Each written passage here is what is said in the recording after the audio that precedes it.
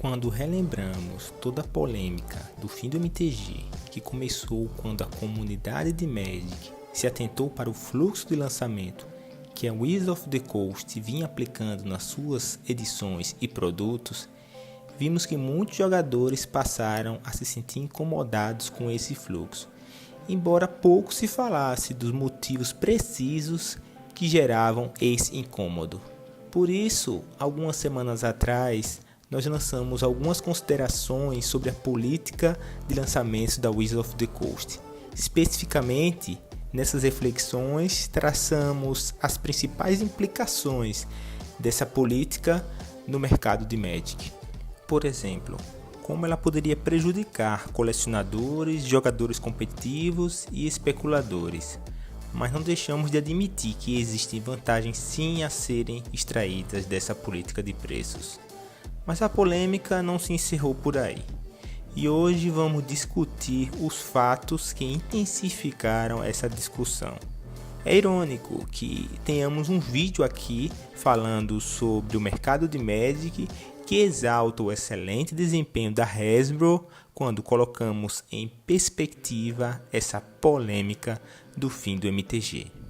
O que acontece é que no final do ano passado, alguns analistas do Bank of America rebaixaram a nota da Hasbro no mercado americano.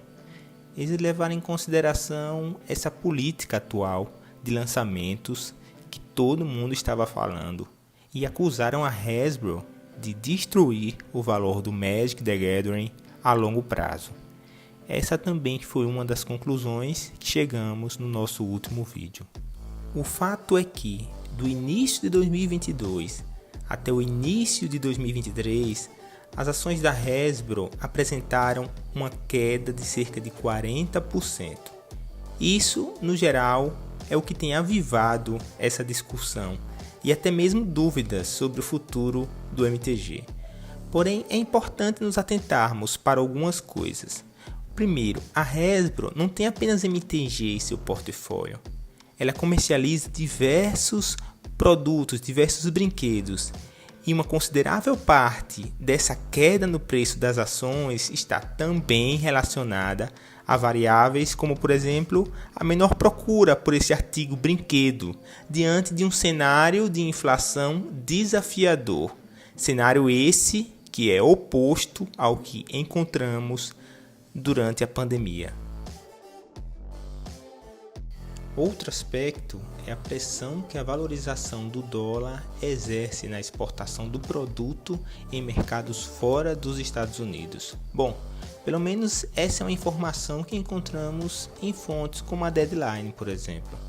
Isso também justifica a crescente nos preços dos produtos como uma tendência macroeconômica, uma tendência global. Só que a coisa não para por aí.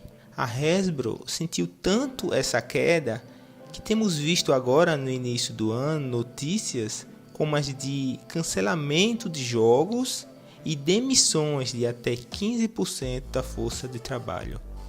No final da história, o que nós precisamos observar é que essa queda nas ações da Hasbro se deve principalmente a fatores macroeconômicos e não se resume ao relatório do Bank of America. Uma boa justificativa para esse argumento é que se nós observarmos os gráficos de desempenho da Hasbro, percebemos que a queda já se desenvolvia bem antes desse relatório.